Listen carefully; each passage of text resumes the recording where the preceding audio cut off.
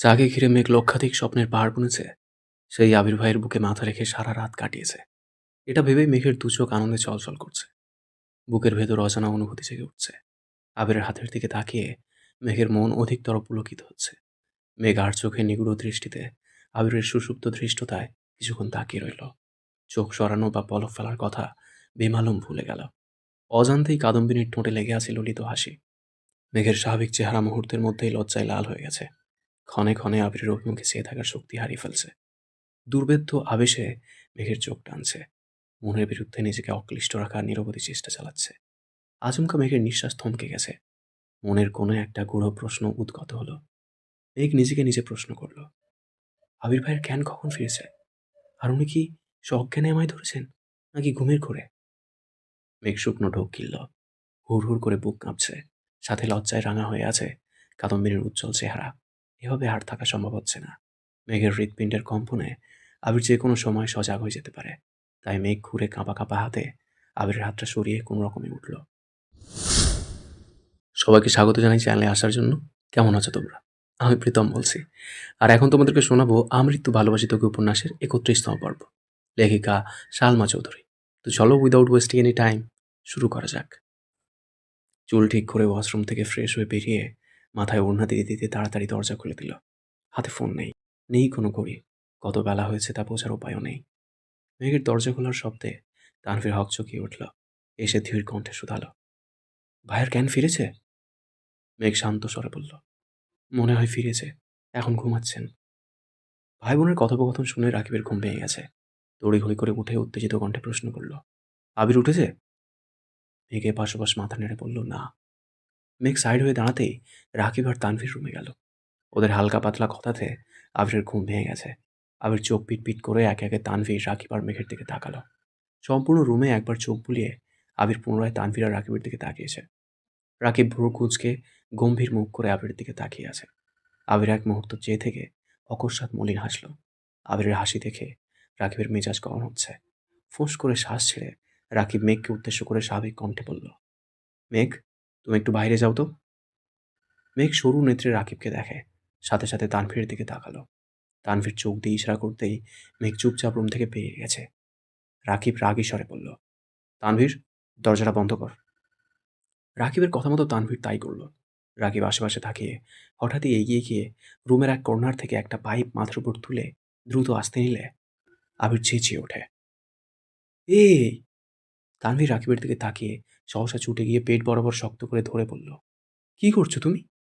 রাকিব রাগান্বিত কণ্ঠে বলল, ওর যে হাত আর পাটা ঠিক আছে, ওইটাও ভেঙে ফেলবো। মরার যখন এত শখ, তাহলে ভালো করেই মারি। তানভীর ধীর কণ্ঠে রাকিবকে বলল, থাক, বাদ দাও, এমনিতেই ভাইয়ার অবস্থা খারাপ। রাকিব পাইপ হাতে নিয়ে আবিরের কাছে আস্তে আস্তে রাগে কটকট করে বলল, তোর ফাটা মাথা আরো ফাটিয়ে দিব। আবিরের ঠোঁটে এখনো হাসি লেগেই আছে। আবির মৃদু স্বরে বলল, তোর ইচ্ছে হলে দে ফাটিয়ে। রাকিব গম্ভীর মুখ করে বলল, আবির, তোর সাহস দেখে আমি অবাক হয়ে গেছি। তুই কিভাবে পারলি এমন কাজ করতে? আবির ভ্রু গুটিয়ে মুখ ফুলিয়ে বলল, আমি ইচ্ছে করে করছি নাকি? রাকিব পুনরায় বলল, মেঘ কি বলছে না বলছে, তুই এতেই চটে গিয়ে মরতে চলে গেলি? তুই কি ভাবছিলি তুই মরে গেলেই সব কিছুর সমাধান হয়ে যাবে? আমাদের আসা পর্যন্ত অপেক্ষা করতে পারতি তো? মেঘ বললেই হলো। প্রয়োজনে মেঘকে বিয়ের আসর থেকে উঠিয়ে এনে হলেও তোর সাথে বিয়ে দিব। আর কোন ছেলেকে সামান্য পছন্দ করে বলাতে তুই এমন কাণ্ড করে বসলি? মেঘের মনে যত যেই থাকুক, সবগুলোকে মেরে সেখানে তোর বস্তি স্থাপন না করলে আমিও রাকিব না। আবির মুচকি হেসে বলল, আমার মেঘ আমার ছিল, আমার আছে, আর আমৃত্যু আমারই থাকবে। ও কোনো ছেলেকে পছন্দ করে তো দূর, কোনো ছেলের দিকে ভালোভাবে তাকিয়েই দেখে না। ওর মন মস্তিষ্ক জুড়ে এই আবির ব্যতীত অন্য কোনো পুরুষের অস্তিত্ব নেই। আর কোনোদিন কেউ আমার কাদম্বিনীর প্রিয় পুরুষ হতে পারবেও না। এই কনফিডেন্স আমার আছে। তাহলে মিনাজের থেকে ফুল নিল যে? ফুল নিতে দেখছিস? না, কিন্তু ছবি যা দেখছি সবগুলোতে মিনহাজ ওকে ফুল অফার করছে। কিন্তু আমার মেঘ সেই ফুল ছুঁয়েও দেখেনি। তারপর ওই ছেলের সাহস কীভাবে হলো এভাবে মেঘকে ফুল দেওয়ার? এটা ওদের প্ল্যান ছিল। ওরা ছবি তুলে ফেসবুকে পোস্ট করার প্ল্যান করেছিল, যাতে সেটা আমার চোখে পড়ে। কিন্তু আমি ওখানে চলে যাওয়াতে ওরা থতমত খেয়ে ফেলছে। তুই এসব কিভাবে জানিস? মেঘ বলছে? আমি আগে থেকেই সব জানি। তাছাড়া মেঘও কিছুটা বলছে। হারামি, তুই যদি আগে থেকেই সব জানতিস তাহলে অ্যাক্সিডেন্ট করতে গেছিলি কেন? আবির গম্ভীর কণ্ঠে বলে উঠল। আমি মেঘকে বেশি কিছুই বলতাম না, বরং ওদের সাথে আড্ডা দিয়ে আমি ওকে নিয়ে চলে আসতাম। কিন্তু ওই ছেলের এক্সট্রা কেয়ার দেখে সঙ্গে সঙ্গে পায়ের রক্ত মাথায় উঠে গেছিল। না বুঝে হুট করে প্রশ্ন করে বসি, মেঘ সেই ছেলেকে পছন্দ করে কিনা। আমার 100%-এর জায়গায় 1000% কনফিডেন্স ছিল মেঘ না বলবে। অন্তত আমার চোখের দিকে তাকিয়ে ও কোনোদিন মিথ্যা বলতে পারবে না। কিন্তু ও যখন আমার চোখে চোখ রেখে হ্যাঁ বলল, তখন এক মুহূর্তের জন্য মনে হচ্ছিল আকাশটা বোধহয় আমার মাথায় ভেঙে পড়েছে। আমি দাঁড়িয়ে থাকার শক্তি পাচ্ছিলাম না। আমি আগে থেকেই জানি এসব কিছু ওদের প্ল্যান। ওরা আমার মুখ থেকে কিছু শুনতে চাচ্ছে। কিন্তু ওর হ্যাঁ শোনার পর নিজের উপর নিয়ন্ত্রণ হারিয়ে ফেলেছিলাম। যখন বুঝতে পেরেছি এখানে থাকাটা রিস্ক, তখনই আমি সেখান থেকে চলে গেছি। একটু শান্ত থাকলেই মাথাটা ঠিক হয়ে যেত। তাহলে এভাবে অ্যাক্সিডেন্ট করতে হতো না। আরে বাবা, আমি ইচ্ছাকৃত অ্যাক্সিডেন্ট করিনি। আমি যেখানে জানি ও আমার, সেখানে অ্যাক্সিডেন্ট করে মরতে বসা বোকামি ছাড়া কিছুই না। তো করলি কিভাবে? ফাঁকা রাস্তা, মন খারাপ, তাই আমি মোটামুটি ভালো স্পিডেই বাইক চালাচ্ছিলাম। প্রায় জনমানব শূন্য এক জায়গায় হুট করে এক পাগল বাইকের সামনে চলে আসে। পাগলের অবস্থা তো জানিসই, রাস্তার মাঝখানে এদিক সেদিক ছোটাছুটি করছে। যখন বুঝতে পারছি পাশ কেটে যাওয়া কষ্টকর হবে, ততক্ষণে প্রায় কাছাকাছি চলে গেছি। পাগলের আলামত দেখতে দেখতে স্পিড ব্রেকার খেয়ালই করিনি। আচমকা ব্রেক করাতে স্পিড ব্রেকারে ধাক্কা লাগছে। এমনিতেই মাথা ভর্তি দুশ্চিন্তা, ধাক্কা খাওয়ায় বাইক কন্ট্রোল করার কথা ভুলেই গেছিলাম। এরপর কি হয়েছে জানি না। তানভীর তপ্ত স্বরে বলল, বড় আব্বু কাল বেশি কিছু বলেনি, আজকে তোমার খবরই আছে। আবির মলিন হেসে হঠাৎই সূক্ষ্ম নেত্রে তানভীরের দিকে তাকিয়ে প্রশ্ন করল, তুই ওদের কিছু করিসনি তো? রাকিব হেসে বলল, বেশি কিছু করেনি, জাস্ট দু দফায় হালকার উপর ঝাপসা আপ্যায়ন করেছে আর কি। আবির সূক্ষ্ম দৃষ্টিতে তাকিয়ে পুনরায় শুধালো, রাকিব যা বলছে তা সত্যি? কি করছিস তুই? তানভীর চোখ নামিয়ে মৃদু স্বরে বলল, যা করার তাই করেছি, তোমার তাদের নিয়ে ভাবতে হবে না। এখন কোথায় আছে? আছে কোনো এক জায়গায়। তুই বন্যার সামনে মেরেছিস? হ্যাঁ। তোরে আমি কি বুঝাইলাম তানভীর, আর তুই এটা কি করলি? আমি এত মেপে চলতে পারবো না ভাইয়া। ওইটা পাবলিক প্লেস না হলে, আর রাকিব ভাইয়ার আমায় না আটকালে, গতকাল ওইখানেই ওই ছেলেকে খুন করতাম। আবির শান্ত স্বরে বলল, যুদ্ধ হয় সামনে সামনে, ওরা যতই লাফালাফি করুক না কেন, তো ওরা আমার কাছে ওরা এখনো অনেক ছোট। তানভীর ফোঁস করে শ্বাস ছেড়ে গম্ভীর কণ্ঠে বলল, ছোট হয়ে বড়দের মতো আচরণ করেছে, তাই আমিও আমার রূপ দেখিয়েছি। তোর আচরণে বন্যার তোর প্রতি বিদ্বেষ না চলে আসে। আসলে আসুক, আমার জীবনে আমার ভাই বোনের সামনে বাকি সব কিছু গুরুত্বহীন। সে যদি এতটাই ম্যাচিওর হয়, তাহলে আশা করি অবশ্যই বুঝবে। আবির টুকিটাকি কথা বলে হঠাৎই গুরুতর কণ্ঠে বলল, আমার জানটা বাইরে একা আছে। তানভীর দেখ তো, আমার ময়না পাখিটা কি করছে? রাকিব মৃদু হেসে বলল, এত পিরিত দেখাতে হবে না। তোর বাসর করার ইচ্ছে ছিল আমাদের জানাতি, সম্পূর্ণ অফিস সাজিয়ে প্রকাণ্ড আয়োজন করে তোদের বাসরের ব্যবস্থা করতাম। আবিরের চোখ উজ্জ্বলতায় ঝলমল করছে, মুখে লাজক হাসি। তানভীর নিঃশব্দে হেসে পা বাড়াতেই রাকিব সহসা উত্তেজিত কণ্ঠে শুধালো, বাই দ্য ওয়ে, বাসর রাত কেমন কাটলো আবির? আবির ঠোঁটের কোণে হাসি রেখে উদাসীন কণ্ঠে বলল, ফুলের সুবাস ছাড়া বাসর রাতের সৌন্দর্য ফিকে মনে হচ্ছিল। ফুল দিয়ে সাজাতে পারলি না? রাকিব আবারও চেঁচিয়ে উঠল, বাঁশ কই রে, বাঁশটা আন কেউ। তানভীর মেঘকে ডেকে নিয়ে আসছে। মেঘ নাকের ডগা পর্যন্ত ওড়না টেনে রেখেছে। মেঘ রুমে আসতেই আবির আর চোখে মেঘের দিকে তাকিয়ে আছে, কিন্তু মেঘের দৃষ্টি নিচের দিকে। ঘুরে এসে কোনো রকমে আবিরের পায়ের কাছে মাথা নিচু করে বসল। তানভীর আর রাকিব নাস্তা আনতে বেরিয়ে গেছে। রুমে শুধু আবির আর মেঘ। আবির এক দৃষ্টিতে মেঘকে দেখছে। পাতলা ওড়নার আড়ালে মেঘের কুণ্ঠ অভিমুখে আবির নিষ্পলক চোখে তাকিয়ে আছে। তৎক্ষণাৎ রুমে আলী আহমদ খান সহ মালিয়া খান এবং হালিমা খান ঢুকলেন। আলী আহমদ খান রাগী স্বরে বললেন, জ্ঞান ফিরেছে তাহলে? আবির খানিক হাসলো, আর কিছুই বলল না। আলী আহমদ খান গুরুতর কণ্ঠে শুধালেন, তুমি কি ঠিক করেই নিয়েছো তোমার আম্মু আর আমাকে শান্তিতে থাকতে দিবে না? আবির কণ্ঠ খাতে নামিয়ে শান্ত স্বরে বিড়বিড় করে বলল, আপনাদের শান্তির জন্য প্রয়োজনে নিজের মনকে পুড়িয়ে ছাড়খাড় করে দিব। আলী আহমদ খান ভারী কণ্ঠে শুধালেন, তানভীর কোথায়? নাস্তা আনতে গেছে। আলী আহমদ খান হুঙ্কার দিয়ে উঠলেন, তোমাদের মতো বয়সে বিজনেস করে একা হাতে সংসার সামলিয়েছি, আর তোমরা? আজকে তুমি অ্যাক্সিডেন্ট করে পড়ে আছো, দুদিন পর তানভীর অ্যাক্সিডেন্ট করবে, এই বয়সে এসেও তোমাদের জন্যই টেনশন করতে হবে নাকি? আবির মৃদু হেসে ভারী কণ্ঠে বলল, এই তানভীর, তুই কিন্তু কোনোভাবে অ্যাক্সিডেন্ট করিস না। তানভীর আচ্ছা বলতেই আলী আহমদ খান পেছন ফিরে তাকালেন। তানভীর রুটি, কলা ও আরও অন্যান্য খাবার নিয়ে আসছে। মালিয়া খান শীতল কণ্ঠে আবিরকে বললেন, সাবধানে গাড়ি চালাতে পারিস না? হালিমা খান স্বাভাবিক কণ্ঠে বললেন, খাবার নিয়ে আসছি, আগে খাবার খেয়ে নে। মেঘ নীরব দর্শকের মতো মাথা নিচু করে চুপচাপ বসে আছে। মালিয়া খান আবিরের হাত মুখ ধুয়ে দিয়েছেন। কিছুক্ষণ পর ডাক্তার এসে দেখে গেছেন। ডাক্তার চলে যাওয়ার পর মালিয়া খান নিজের হাতে আবিরকে খাইয়ে দিতে লাগলেন। তানভীর রাগিবও খাচ্ছে। হালিমা খান স্বাভাবিক কণ্ঠে শুধালেন, মেঘ, তুই খাবি না? খিদা নেই, পরে খাবো। আবির তানভীরের দিকে তাকিয়ে ইশারা দিতেই তানভীর বসা থেকে উঠে এসে স্বাভাবিক কণ্ঠে মেঘকে বলল, হা কর। মেঘ বলে, খাবো না আমি। হা করতে বলছি। মেঘ মাথা তুলে অল্প করে হা করলো। তানভীর মেঘকে খাইয়ে নিজেও খেয়ে নিয়েছে। খাওয়া শেষ হওয়ার 10 মিনিটের মধ্যে জান্নাত আর আবিরের ফুফি রুমে ঢুকলো। ওনাদের দেখে সবাই আশ্চর্য নয়নে তাকিয়ে আছে। আলী আহমদ খান বোনের দিকে এক পলক তাকিয়ে ভারী কণ্ঠে বললেন, তুই এখানে? তোকে কে খবর দিয়েছে? জান্নাত ধীর কণ্ঠে বলল, আসসালামু আলাইকুম, আমার ভাই আমাদের খবর দিয়েছেন। মাহমুদা খান কোনো কথা বললেন না। ভেতরে এসে আবিরের দিকে তাকিয়ে তপ্ত স্বরে বললেন, এখন শরীর কেমন? আবির আর চোখে মেঘের দিকে তাকালো। সহসা স্বাভাবিক কণ্ঠে জবাব দিল, আলহামদুলিল্লাহ ভালো। আলী আহমদ খান গম্ভীর কণ্ঠে শুধালেন, তোমার ভাইয়া কে? জান্নাত রাকিবের দিকে তাকিয়ে অল্প হেসে বলল, রাকিব ভাইয়া। মালিয়া খান বিস্ময় সমেত একবার রাকিবকে দেখল। হুবহু চেহারার মিল না থাকলেও দুজনের চোখ দেখতে একই রকম। মালিয়া খান কণ্ঠ ভারী করে প্রশ্ন করলেন, তুমি রাকিবের কেমন বোন? আপন বোন। আলিমত খান রাকিবের দিকে তাকিয়ে প্রখর তপ্ত স্বরে শুধালেন, জান্নাত তোমার বোন? জি আঙ্কেল, আমার একমাত্র বোন। হালিমা খান আর মালিয়া খান শুধু মুখ চাওয়াচাবি করছেন। মালিয়া খান প্রশ্ন করলেন, তুমি রাকিবের বোন সে কথা আগে বলনি কেন? কখনো তেমন প্রয়োজন হয়নি, সেই জন্য আর বলা হয়নি। আবিরকে চিন্তা না? জি মোটামুটি চিনতাম। আলী আহমদ খান জান্নাতকে প্রশ্ন করলেন, কিন্তু তোমাকে তো তানভীর বাসা আনছিল, তানভীরকে তুমি কিভাবে চিনো?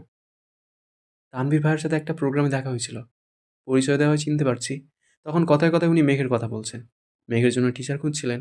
তখন ভাবলাম মেঘকে আমিই পড়াই, সেভাবেই মেঘকে পড়ানো শুরু। হালিমা খান, মালিহা খান ও আলী আহমদ খানের একের পর এক প্রশ্নের প্রত্যুত্তরে জান্নাত প্রতিবারই বুদ্ধিমত্তার পরিচয় দিয়েছে। কোনো প্রকার মিথ্যার আশ্রয় না নিয়ে ঘুরিয়ে ফিরিয়ে সাবলীল ভঙ্গিতে সকল উত্তর দিয়েছেন। আলী আহমদ খান অফিসে চলে যাবেন। সবার থেকে বিদায় নিয়ে দরজা পর্যন্ত গিয়ে আবার থমকে দাঁড়িয়েছেন। মাহমুদা খানের দিকে তাকিয়ে ভারী কণ্ঠে বললেন, বাসায় আসিস? জান্নাত আলী আহমদ খানের দিকে তাকাতেই আলী আহমদ খান মৃদু হেসে বললেন, তোমার শাশুড়িকে নিয়ে আমাদের বাসায় এসো। জি আচ্ছা। হাসপাতালের বেডে চোখ বন্ধ করে শুয়ে আছে আবির। গতকাল অ্যাক্সিডেন্টের পর থেকে তানভীরের কাছেই আবিরের ফোন ছিল। তানভীর আবিরের মাথার পাশে ফোনটা রেখে বেরিয়ে গেছে। রাকিবও চলে গেছে। বাসায় গিয়ে ফ্রেশ হয়ে অফিসের উদ্দেশ্যে রওনা দিয়েছে। তানভীর পার্টি অফিসের সামনে আসতেই দেখল ভেতরে কয়েকজন কোনো বিষয় নিয়ে তর্কাতর্কি করছে। তানভীর দ্রুত ভেতরে গেল। আজ থেকে 15 দিন আগে সংগঠিত এক প্রোগ্রামের ছোটখাটো ভুল ভ্রান্তি নিয়ে 2-4 জন কথা বলছিল। সেটা এক পর্যায়ে তর্কে রূপ নিয়েছে। তানভীর প্রথমে শান্ত থেকে থামানোর চেষ্টা করেছে, কিন্তু কারো থামার নাম নেই। অল্প বয়সে সবার রক্তই গরম থাকে। কারো মুখ থেকে সামান্যতম কথাও কেউ সহ্য করতে পারে না। বেসামাল পরিস্থিতি বুঝতে পেরে তানভীর উচ্চস্বরে ধমক দিতেই সকলে নীরব হয়ে গেছে। সময়টা যেন থমকে গেছে। সবাই মাথা নিচু করে দাঁড়িয়ে আছে। কারো মুখে কোনো শব্দ নেই। আবিরের বলা কথাগুলো মনে করে তানভীর দীর্ঘশ্বাস ছেড়ে সাবলীলভাবে বোঝানোর চেষ্টা করল। সবাইকে থামিয়ে তানভীর নিজের চেয়ারে মাথা চেপে ধরে বসে আছে। গতকাল থেকে তানভীরের মেজাজ এমনিতেই খুব গরম। মেঘের অনাকাঙ্ক্ষিত আচরণ, আবিরের অ্যাক্সিডেন্ট, মিনহাজ আর তাইমের প্রতি তীব্র আক্রোশে তানভীরের মেজাজ তুঙ্গে। তানভীর নিজের বোনের প্রতি যতটা না খুব ছিল, তার চেয়ে বেশি রাগ হয়েছিল বন্যাকে সেখানে উপস্থিত থাকতে দেখে। বন্যার ম্যাচুরিটি তানভীরকে বরাবরই মুগ্ধ করে। মেয়েটা কখনোই উচ্ছৃঙ্খল আচরণ করে না। করলেও সেটা নির্দিষ্ট গণ্ডিতে সীমাবদ্ধ থাকে। যেমন মেঘদের সাথে থাকলে বন্যা ওদের মতোই দুষ্টামি ফাজলামো করে। আবার বাড়িতে থাকাকালীন ছোট ভাইয়ের সাথে খুনসুটিতে মেতে থাকে। অথচ স্যার ম্যাম, তানভীর, আবির কিংবা বড়দের সামনে একদম শান্তশিষ্টভাবে কথা বলে। বন্যার কথা ও আচরণে কোথাও কোনো প্রকার অভদ্রতার ছোঁয়া নেই। মেয়েটার রাগ বোঝারও কোনো উপায় নেই। গতকালের ঘটনায় বন্যার উপস্থিতি দেখে তানভীর নিজেকে কোনোভাবেই নিয়ন্ত্রণ করতে পারছিল না। আবির আর তানভীর দুজনের দৃষ্টিতেই বন্যা মেঘের তুলনায় অনেকটাই পরিণত। কাউকে চোখ বন্ধ করে বিশ্বাস করলে, খুব করে কিছু আশা করে না পেলে, তখন বুকের ভেতর যে আঘাতটা লাগে সেটা এত সহজে মোছে না। তানভীরের ক্ষেত্রেও এমনটাই হয়েছে। বন্যার প্রতি তানভীরের অন্ধবিশ্বাস ছিল। বন্যা মেঘের সাথে থাকলে মেঘ কখনো ভুল বা অন্যায় কিছু করবে না। সেই বিশ্বাসটা বন্যা নষ্ট করে দিয়েছে। নিজেকে নিয়ন্ত্রণ করতে না পেরে বাধ্য হয়ে রাতে বন্যার উপর নিজের রাগ ছেড়েছে। যদিও পরে সবটাই জেনেছে, কিন্তু তখন কল দেওয়ার মতো পরিস্থিতি ছিল না। বন্যাকে ফোন দিয়ে ভাবতেই পকেটে থাকা ফোনটা ভাইব্রেট হতে শুরু করলো। পকেট থেকে ফোন বের করতেই বন্যার নামটা ভেসে উঠল। অমনি তানভীরের ওষ্ঠপুট প্রশস্ত হলো। মাথা যন্ত্রণা, মনের অশান্তি যেন মুহূর্তেই গায়েব হয়ে গেছে। ফোন রিসিভ করে তানভীর মোলায়েম কণ্ঠে বলল, আসসালামু আলাইকুম। বন্যা ভয়ে ভয়ে বলল, ওয়ালাইকুম আসসালাম। আবির ভাইয়া কেমন আছেন? আলহামদুলিল্লাহ ভালো। শুধু হাতে পায়ে আর মাথায় ব্যান্ডেজ করা, তবে বিন্দাস আছে। সরি। ওমা, সরি বলছো কেন? এমনি। ভাইয়া কি এখনো হাসপাতালে? হ্যাঁ, কালকে সম্ভবত বাসায় নিয়ে যেতে পারবো। মেঘ কোথায়? হাসপাতালেই আছে। আপনি কোথায়? আমি পার্টি অফিসে আছি। তুমি কি করতেছো? ভার্সিটিতে আসছি। মেঘ কি আজ বাসায় যাবে না? ও মনে হয় বাসায় ফোন রেখে আসছে। কথা বলতে পারছি না। আমি হাসপাতালে গিয়ে বনুকে ফোন দেবো না, তখন কথা বলে নিও। আচ্ছা, আর একটা কথা জিজ্ঞেস করব?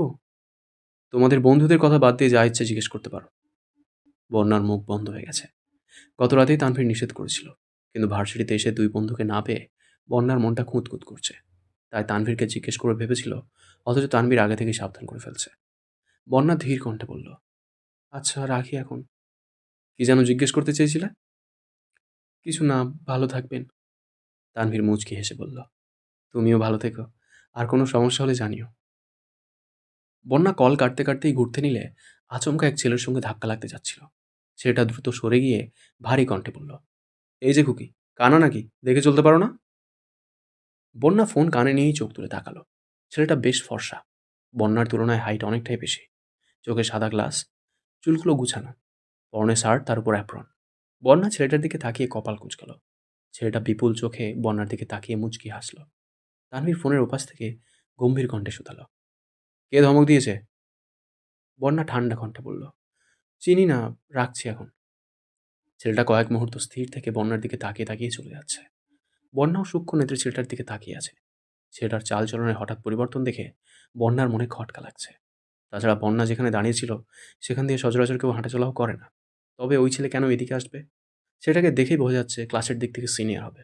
কিন্তু আগে কখনো এই ছেলেকে দেখেছে কিনা সেটা মনে করতে পারছে না। ছেলেটা অনেকটা দূরে চলে গেছে। বন্যা আবারও ঘাড় ঘুরিয়ে তাকালো। বন্যার হঠাৎই মিনহাজের সাথে প্রথম দেখার ঘটনা মনে পড়ে গেছে। মিনহাজ ইচ্ছাকৃত ধাক্কা দিতে এসে নিজেই যেমন ভাব নিয়েছিল, তেমনি এই ছেলেও নিজে অন্য রাস্তায় এসে আবার ধমক দিয়ে বসল। বন্যার এখন নিজের উপর বড্ড রাগ হচ্ছে। একটু আগে বিষয়টাকে খেয়াল করলে ছেলেটাকে অন্ততপক্ষে দু একটা কথা বলতে পারত। তানভীর পুনরায় কল করছে। বন্যা কল রিসিভ করা মাত্রই তানভীর আতঙ্কিত কণ্ঠে শুধালো, কি হয়েছে? কে কি বলছে? তেমন কিছু না। সত্যি কথা বলো, আসবো আমি? আরে না, সত্যি কিছু হয়নি। আপনার আসতে হবে না। Are you sure? ইয়েস। ঠিক আছে, ক্লাস শেষ করে বাসায় চলে যাও। জি আচ্ছা, রাখছি। বন্যা কল কেটে আবারও তাকালো। ততক্ষণে ছেলেটা কোথায় যেন চলে গেছে।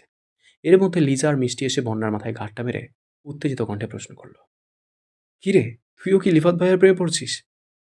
বন্যা কপাল কুঁচকে রাজভারী কণ্ঠে শুধালো, লিফাত ভাই আবার কে? লিজা হেসে উত্তর দিল, এই যে একটু আগে যার সাথে কথা বলছিলি, যার দিকে এইমাত্র তাকিয়েছিলি, তিনি হচ্ছেন লিফাত ভাইয়া। চতুর্থ বর্ষের কেমিস্ট্রি ডিপার্টমেন্টের ফার্স্ট বয়। উনি যে কত মেয়ের ক্রাশ তার কোনো হিসেব নেই। এমনকি আমারও ক্রাশ। তা কী কথা বলছিলি রে? বন্যা রেগে বলল, কোনো কথাই বলিনি, তোর ক্রাশের সাথে কথা বলতে আমার বয়ে গেছে। আরেকটা কথা, তোর ক্রাশের ক্যারেক্টারে সমস্যা আছে বুঝলি? লিসা দাঁতে দাঁত চেপে কটমট করে বলল, তুই আমার ক্রাশকে নিয়ে একদম বাজে কথা বলবি না। বলতে চাইও না, এমনকি তোদের সাথেও কথা বলতে চায় না। বাই। বন্যা ক্লাসে চলে গেছে। বন্যার পিছু পিছু মিষ্টি আর লিজাও ছুটছে। এদিকে আলী আহমদ খান চলে যাওয়ার পর আরও ২-৩ ঘন্টা মেহমুদা খান হাসপাতালে ছিলেন। আবিরকে যতটা সম্ভব বুঝিয়েছেন। মালিয়া খান আজ কম বেশি কথা বলেছেন। হালিমা খানের সাথেও পরিচিত হয়েছেন। প্রায় ১টার দিকে ওনারা বাসার উদ্দেশ্যে চলে গেছেন।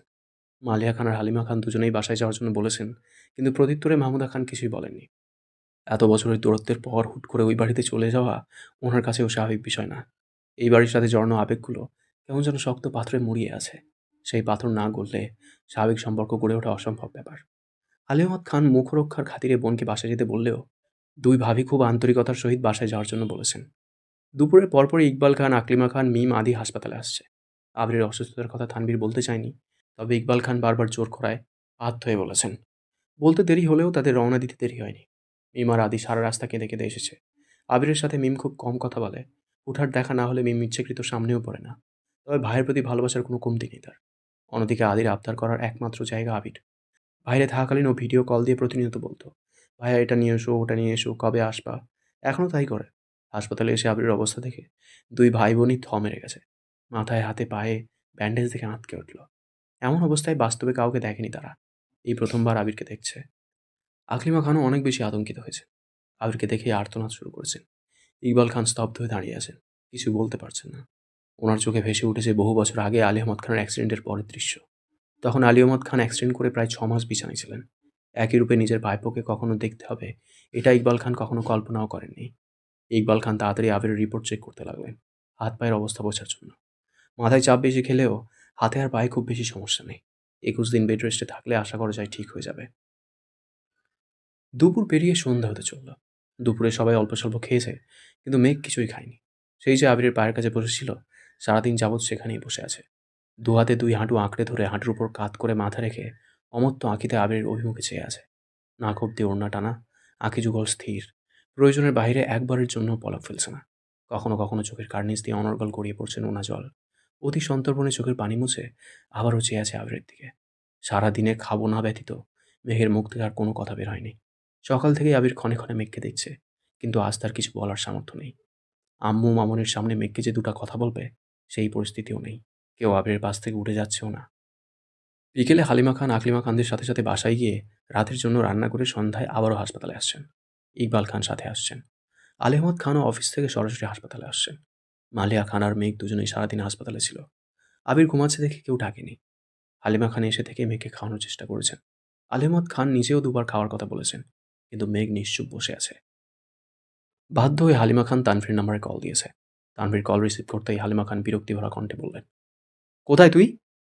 তানভীর উত্তর দেওয়ার আগেই হালিমা খান পুনরায় বলে উঠলেন, যেখানেই থাকিস হাসপাতালে এসে তোর বোনকে খাইয়ে রেখে যা। আমি তোর বোনের সাথে আর পারবো না। আচ্ছা আসতেছি, কিন্তু তুমি বোনের সাথে রাগারাগি করো না। তোর আর তোর বাপের আদরে মেয়েটার দিন দিন আরো বেশি যেতে হইতেছে। আমি এখনই আসতেছি। 20 মিনিটের মধ্যে তানভীর হাসপাতালে আসছে। মেঘ তখনও গুটিসুটি মেরে বসে আছে। তানভীর ঢুকতেই মেঘ নড়ে চড়ে বসলো। তানভীর ভারী কণ্ঠে বলল, খাচ্ছিস না কেন? খিদে নেই।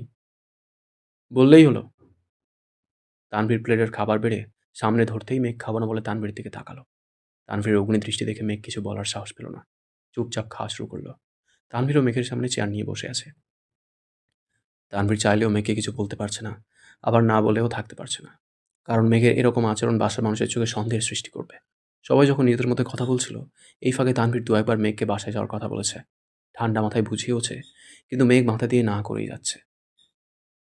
তানভীর যখন বুঝতে পেরেছে মেঘকে রাজি করানো সম্ভব না, তখন বাধ্য হয়ে মালিয়া খানকেও থাকতে বলেছে। মেঘ, মালিয়া খান আর তানভীর ছাড়া বাকিরা বাসায় চলে গেছে। রাকিব অফিস শেষে হাসপাতালে আসছে, তবে মালিয়া খান উপস্থিত থাকায় কেউ কোনো প্রকার উল্টোপাল্টা কথা বলছে না। তানভীর আর রাকিব কিছুক্ষণ বসে তারপর বেরিয়ে গেছে। অনেকক্ষণ পর তানভীর 2 কাপ চা নিয়ে রুমে আসছে। 1 কাপ মালিয়া খান আর 1 কাপ মেঘকে দিয়ে তানভীর নিজের ফোনটা মেঘকে এগিয়ে দিয়ে স্বাভাবিক কণ্ঠে বলল, তোর বান্ধবীর সাথে একটু কথা বলিস। মেঘ চায়ের কাপে চুমুক দিয়ে গতকালের ঘটনাগুলো ভাবছে আর মনে মনে নিজেকে বকা দিচ্ছে। গতকাল হাসপাতালে আসার পর থেকে মেঘের মস্তিষ্কে আবির ভাই ব্যতীত আর কেউ নেই। দু একবার বন্যার কথা মনে হলেও ফোন বাসায় ফেলে আসায় কল দিতে পারছিল না।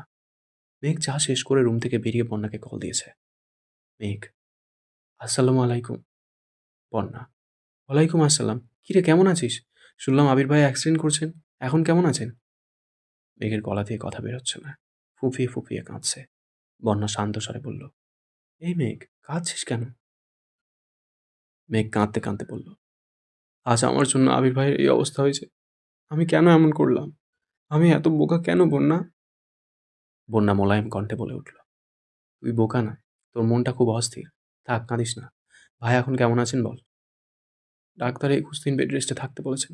21 দিন পর আবার টেস্ট করলে বোঝা যাবে ঠিক হয়েছে কিনা। কালকে নাকি বাসায় নিয়ে যাবে? হ্যাঁ, কিন্তু কিন্তু কি? উনি গতকাল থেকে আমার সাথে কোনো কথা বলছেন না। হঠাৎ চোখে চোখ পড়লেও সঙ্গে সঙ্গে চোখ সরিয়ে নেন। আমি কি করব এখন? ওনার রাগ করাটা অস্বাভাবিক কিছু নয়। এক ছেলের সাথে খেলছিলি বলে ক্লাস 5-এ থাকাকালীন যে লোক তোর গালে থাপ্পড় মারতে পারেন, সেখানে তুই এক ছেলেকে ভালোবাসিস বলার পর কিভাবে ভাবিস পরিস্থিতি শান্ত থাকবে? উনি আমায় থাপ্পড় মারলেও আমি এতটা কষ্ট পেতাম না, যতটা কষ্ট এখন হচ্ছে। নিজের উপর আর মিনহাজের উপর এত রাগ হচ্ছে। এখন অন্ততপক্ষে শান্ত থাকিস প্লিজ। আর কোনো ভুল করিস না। তোর ভাই মিনহাজদের যা করার করে ফেলছে। মানে? গতকাল থেকে মিনহাজদের কোনো খোঁজ নেই। ফোন বন্ধ, আজ ক্লাসেও আসেনি। তোর ভাই বলছে 3 দিন পর নাকি ওদের খোঁজ পাবো। আমাকে এই বিষয়ে কিছু জিজ্ঞেস করতে নিষেধ করেছেন। কি বলছিস এসব? ঠিকই বলছি, তুই ভুলেও এই প্রসঙ্গে কিছু বলিস না। গতকাল থেকে তোদের টেনশনে আমি ঘুমোতে পারছিলাম না। মেঘ আর বন্যা প্রায় 30-40 মিনিট কথা বলার পর ফোন রেখে তানভীরকে ফোন দিয়ে আসছে। কোনো রকমে রাত কাটিয়ে সকাল থেকে আবিরকে বাসায় নিয়ে যাওয়ার তোড়জোড় লেগেছে। ডাক্তার চেক আপ করে রিলিজ দেওয়া মাত্রই বাসার উদ্দেশ্যে রওনা দিয়েছে। এ অবস্থায় সিঁড়ি দিয়ে ওঠানামা করতে সমস্যা হবে, বিধায় আবিরের জন্য নিচে একটা গেস্ট রুম গোছানো হয়েছে। আপাতত কিছুদিন এখানেই থাকবে, পা ঠিক হলে উপরে চলে যাবে। মেঘ ওর নিজের রুমে চলে গেছে। আবিরের দিকে যতবার তাকায় ততবারই মেঘের নিজের প্রতি ঘৃণা হয়। মেঘ বাসায় ফিরে সেই যে রুমে ঢুকেছে, সন্ধ্যার পর হয়ে গেছে, অথচ মেঘ একবারের জন্য নিচে আসছে না। আদি 2-3 বার দরজা পর্যন্ত গিয়ে মেঘকে ডেকে এসছে, কিন্তু মেঘ আসে না। বাধ্য হয়ে মিম মেঘের রুমে গেল। দরজার সামনে থেকে আপু বলে ডাকতে ডাকতে ভেতরে ঢুকলো। মেঘ টেবিলের উপর দুহাতে মাথা ঠেকিয়ে বসে আছে। চুল এলোমেলো থাকার কারণে মেঘের মুখ দেখার অবস্থা নেই। মিম কাছে এসে ডাকলো, আপু। মিম কয়েক মুহূর্ত পরে বুঝতে পারলো মেঘ ফুঁপাচ্ছে। মিম যথাসাধ্য মেঘের চুলগুলো ঠিক করতে করতে মলিন স্বরে বলল, আপু তোমার কি হয়েছে? কাঁদতেছো কেন? মেঘের কান্নার তীব্রতা বাড়ছে, আরো বেশি ফুঁপাচ্ছে। মিম আতঙ্কিত কণ্ঠে মেঘকে ডাকতে লাগলো। মেঘ অনেকক্ষণ পর মুখ তুলে তাকালো। কান্নার তোপে মেঘের মুখ লাল টকটকে হয়ে গেছে, চোখ বেয়ে অনর্গল পানি পড়ছে। বাঁধে নেই জলের ধারার কোনো অন্ত নেই। মিম অবুঝ মেয়ের মতো চেয়ে আছে, প্রশ্ন করার ভাষা হারিয়ে ফেলেছে। মেঘ আচমকা মিমকে জড়িয়ে ধরে হাউমাউ করে কাঁদতে লাগলো। মিমের মন ব্যাকুল হয়ে আছে। অনেকক্ষণ পর মৃদু স্বরে শুধালো, আপু কাঁদছো কেন? কি হয়েছে তোমার? প্লিজ বলো আমাকে। মেঘ কাঁদতে কাঁদতে বলা শুরু করলো, আমি আবির ভাইকে অনেক ভালোবাসি, আমার নিজের থেকেও বেশি ভালোবাসি। ওনার অস্তিত্ব ব্যতীত আমি আমার সত্তা কল্পনা করতে পারি না। আমার সামান্য ভুলের কারণে আজ আবির ভাইয়ের এই অবস্থা। আমি নিজেকে ক্ষমা করতে পারবো না রে। বিস্ময়ে মিমের চোখ 3 গুণ বড় হয়ে গেছে। মিম আশ্চর্যান্বিত নয়নে তাকিয়ে ব্যস্ত কণ্ঠে বলল, তুমি আবির ভাইয়াকে ভালোবাসো? হুম। কবে থেকে? দেশে আসার পর থেকেই। মিম আর্তনাদ করে উঠল, তুমি আমাকে এতদিনে বলতেছো? মেঘ কাঁদতে কাঁদতে বলল, আমি এখন কি করব? ওনার সামনে যাওয়ার সাহস পাচ্ছি না। কেন? তুমি কি ভাইয়ের মাথা ফাটাইছো নাকি? আমার জন্যই উনি অ্যাক্সিডেন্ট করেছেন। হ্যাঁ, বলছে তোমায়। ভাইয়ার কপালে অ্যাক্সিডেন্ট লেখা ছিল তাই করেছেন। চলো তো। না, আমি যাব না। মিম দুহাতে মেঘের চোখের পানি মুছে শক্ত কণ্ঠে বলল, চলো আমার সঙ্গে। আমিও একটু দেখি ভাইয়ের সাথে তোমার কেমন মানায়। মেঘ সিক্ত আঁকিতে তাকিয়ে মলিন হাসল। মিম টানতে টানতে মেঘকে নিয়ে যাচ্ছে। মিমের টানের কারণে মেঘের আধ খোলা চুল সম্পূর্ণ খুলে গেছে। আদুরের রূপ কেমন যেন ফ্যাকাশে দেখা যাচ্ছে। মিম মেঘের হাত ধরে টানতে টানতে সিঁড়িতে এসেই চিন্তিত কণ্ঠে বলল, আপু একটা প্রশ্ন করি? মেঘ স্বাভাবিক কণ্ঠে বলল, কি? তোমার আর আবির ভাইয়ের বিয়ে হলে আমি তোমাকে কি ডাকবো? আর আবির ভাইয়াকেই বা কি? কথা সম্পূর্ণ করার আগেই মেঘ এক হাতে মিমের মুখ চেপে ধরে রাগী স্বরে বলল, ভুলেও যদি বাসার কারো সামনে এ ধরনের কথা বলিস না, খুন করে ফেলবে আমায়। কেন? পরে বলবো। আচ্ছা ঠিক আছে। মিম আর মেঘ আবিরকে দেখার জন্য ড্রয়িং রুম পেরিয়ে গেস্ট রুমে আসছে। দরজায় দাঁড়িয়ে মিম হালকা করে কাশি দিল। আবির তখন পূর্ণ মনোযোগ দিয়ে ফোন দেখছিল। ফোনের স্ক্রিন জুড়ে আবিরের কাদম্বিনীর এক উজ্জ্বল ধৃষ্টতার বিচরণ। মুখে তার মিষ্টি হাসি, ডাগর ডাগর আঁখি জোড়া, তাতে গাঢ় করে কাজল রেখা টানা। আবির নিঃস্বার্থ দৃষ্টিতে সেই ছবিটা দেখল। ছবির মালিক বহু বছর আগেই আবিরের হৃদয়ে স্থান করে নিয়েছে। অকস্মাৎ শব্দ হওয়ায় আবিরের ধ্যান ভেঙেছে। মুহূর্তে ফোন রেখে চোখ তুলে তাকালো। সরাসরি নজর পড়ে মিমের দিকে। সূক্ষ্ম নেত্রে তাকাতেই মিমের পেছনে মেঘকে দেখতে পেল। মিম দরজা থেকে পড়ল, ভেতরে আসবো ভাইয়া? আয়। মিম মেঘকে নিয়ে ভেতরে ঢুকলো। মেঘ চিবুক গলায় নামিয়ে রেখেছে। মিম টুকটাক কথা বলেছে, কিন্তু মেঘ মাথা নিচু করেই দাঁড়িয়ে আছে। মেঘের নীরবতা আবিরেরও সহ্য হচ্ছে না, তাই বাধ্য হয়ে মিমকে উদ্দেশ্য করে বলল, আম্মুকে বল আমায় খাবার দিতে। মিম আচ্ছা বলে মেঘের হাত ছেড়ে রুম থেকে বেরিয়ে গেছে। আবির কয়েক মুহূর্ত মেঘের দিকে তাকিয়ে রইল। কতক্ষণ যাবৎ মেঘকে দেখছে তার হিসেব নেই। হঠাৎ রাজবাড়ি কণ্ঠে বলল, সারাদিন শেষে এতক্ষণে আমার কথা মনে পড়ল? মেঘ মাথা নিচু করেই দাঁড়িয়ে আছে, থরথর করে হাত পা কাঁপছে। আবির বারবার সূক্ষ্ম নেত্রে মেঘের দিকে তাকাচ্ছে। হঠাৎ মোলায়েম কণ্ঠে শুধালো, কি হয়েছে তোর? মেঘ কাঁপা কাঁপা কণ্ঠে বলল, আই এম সরি আবির ভাই। সরি কেন? আপনার এই অবস্থার জন্য আমি দায়ী। আবির চোখ ঘুরিয়ে এদিক সেদিক তাকিয়ে ঠাট্টার স্বরে বলল, কেন? তুই পেট নিচে যে আমাকে ধাক্কা মারছিলি নাকি? আবিরের এমন কথা শুনে মেঘ সহসা চোখ তুলে তাকালো। আবিরের মুখে হাসি দেখে মেঘ কপাল কুঁচকে আহাম্মকের মতো চেয়ে আছে। আবির মৃদু হেসে বলল, এখানে বস এসে। মেঘ চুপচাপ এসে বসল। কিছুক্ষণ নীরব থেকে মেঘ আবারও কান্না শুরু করে দিয়েছে। মেঘের কান্না দেখে আবির থতমত খেয়ে গেছে। তড়িঘড়ি করে বলল, এই আর কত কাঁদবি? 2 দিন যাবৎ কেঁদেই যাচ্ছিস। এবার অন্তত থাম প্লিজ। মেঘের কান্না থামার কোনো লক্ষণ না দেখে আবির গম্ভীর কণ্ঠে বলে উঠল, এভাবে কেঁদে কি প্রমাণ করতে চাস? মানে? আমি তোকে মারি, তোকে কাঁদাই, এসবই প্রমাণ করতে চাস? না। তাহলে এভাবে কাঁদছিস কেন? আমি কি মরে গেছি? মেঘ সঙ্গে সঙ্গে আবিরের মুখ চেপে ধরে হুঙ্কার দিয়ে উঠল, আপনাকে সাবধান করে দিচ্ছি, মরার কথা কখনো মুখে নেবেন না। আবির আলতোভাবে মুখে রাখা মেঘের হাতের উপর হাত রেখে হাতটা কিছুটা সরিয়ে ঠোঁটে হাসি রেখে বলল, আর তুই যেভাবে কাঁদছিস সেবেলায়? মেঘ কাঁদতে কাঁদতে আবারও বলতে শুরু করলো, আমি ভুল করেছি, আমায় মাফ করে দেন প্লিজ। আমি আর কখনো এমন কাজ করবো না। মিনাজের সঙ্গে আর কখনো কথা বলবো না, কারোর সাথেই মিশবো না। আবির রাগান্বিত কণ্ঠে বলল, ভুল তুই না বরং আমি করেছি। আমার সেদিন বড় ভাইয়ের দায়িত্ব পালন করা উচিত ছিল। মেঘ চিৎকার করে উঠল, মানে? আমার উচিত ছিল সামনে দাঁড়িয়ে মিনহাজের প্রপোজ করার স্টাইলটা দেখা, তাকে সাপোর্ট করা। আমার আসলে ওইভাবে রিয়াক্ট করা ঠিক হয়নি। সরি। আমি সুস্থ হলে তাকে বলিস আবার তোকে প্রপোজ করতে। জীবনেও না, আমি আর কথাই বলবো না। আর আপনি প্লিজ আজে বাজে কথা বলবেন না। আজে বাজে কথা কি বললাম? কিছু না। এমন সময় মিম খাবার নিয়ে ভেতরে ঢুকলো। আবিরের হাতে মেঘের হাত দেখে মিম জোরে গলা খাকারি দিয়ে, আমি কি আসতে পারি? আবির তড়িঘড়ি করে মেঘের হাত ছেড়ে দিল। মেঘু কিছুটা নড়ে চড়ে বসেছে। মিম খাবার টেবিলে রেখে যেতে যেতে ঠাট্টার স্বরে বলল, আমি এখন চলে যাচ্ছি, পরে আবার আসবো কিন্তু। মেঘ টেবিল থেকে প্লেট নিয়ে আবিরের থেকে এগিয়ে ধরল। খাইয়ে দিবে নাকি আবির ভাই নিজে নিজে খেতে পারবেন এ নিয়ে কনফিউশন পড়ে গেছে। আবির ভ্রু কুঁচকে ভারী কণ্ঠে বলল, খাইয়ে দে। মেঘ ঢোক গিলে উষ্ণ স্বরে শুধালো, আমি খাইয়ে দেবো? আশেপাশে কি আমার বউকে দেখতে পাচ্ছিস? পেলে আমার বউকে প্লেটটা দে, সেই না হয় খাইয়ে দিবে। মেঘ ফোঁস করে শ্বাস ছেড়ে রাগী স্বরে বলল, হয়েছে, বউকে খুঁজতে পারবো না। সারাদিন বউ বউ করলে আমি বড় আব্বুর কাছে বিচার দিব। কি বিচার দিবি? বলবো আপনি পাগল হয়ে গেছেন। বলিস, আমিও বলবো। কি বলবেন? তোকে যে রাস্তাঘাটে মানুষ প্রপোজ করে বেড়ায় সেটাই বলবো। আমাকে প্রপোজ করেনি, আর যদি করেও তাতে আপনার কি? আপনার মতো না তো। আপনি যে গোপনে বউ বাচ্চা রেখেছেন। তার মানে আমার বউ বাচ্চা আছে এটা তুই মেনে নিচ্ছিস? না, জীবনেও মানব না। আবির হেসে বলল, এখন কি খাওয়াবেন? হুম। মেঘ আবিরকে মুখে তুলে খাইয়ে দিচ্ছে। ফাঁকে ফাঁকে আবির ফুপ্ফির বিষয় নিয়ে টুকিটাকি কথা বলছে। এখন বাসায় আনলে ঠিক হবে কিনা, কিভাবে আনবে সেসব বিষয়ে কথা বলেছে। মেঘের খাওয়ানো শেষে চলে যেতে নিলে মিম আবারও ছুটে আসছে। মিটিমিটি হেসে বলল, এত তাড়াতাড়ি খাওয়ানো শেষ? মেঘ মিমের মাথায় গাঁটটা মেরে রাগী স্বরে বলল, রুমে চল, তোর ঠোঁট দুটো সেলাই করতে হবে। মিম হেসে আবিরকে উদ্দেশ্য করে বলল, ভাইয়া এখন ঘুমাও তুমি, আমরা চলে যাচ্ছি। মেঘরা যাওয়ার কিছুক্ষণ পর আলী আহমদ খান আবিরকে দেখতে রুমে আসছেন। সাথে মালিয়া খানও এসেছেন। আবির আলী আহমদ খানকে উদ্দেশ্য করে বলল, আব্বু একটা কথা বলবো। বলো।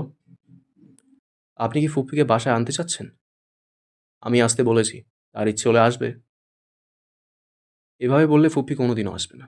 ভুলে যাবেন না উনি আপনারই বোন। আপনি যদি সত্যি চান ফুপ্পি বাসায় আসুক, তাহলে ফোন দিয়ে ভালোভাবে দাওয়াত দেন। ফুপ্পিদের বাসার সবাইকে নিয়ে আসতে বলুন। আর যদি না চান, তবে ভবিষ্যতে মুখ রক্ষার্থে কখনো দাওয়াত দিবেন না প্লিজ। কেমন লাগলো অবশ্যই কমেন্ট করে জানিও। তোমাদের একটা কমেন্ট আমাকে প্রচুর মোটিভেট করে। পরবর্তী পর্বগুলো খুব শীঘ্রই চলে আসবে এই চ্যানেলেই। ততক্ষণ সুস্থ থেকো, ভালো থেকো। Thank you. দেখা হচ্ছে তাড়াতাড়ি।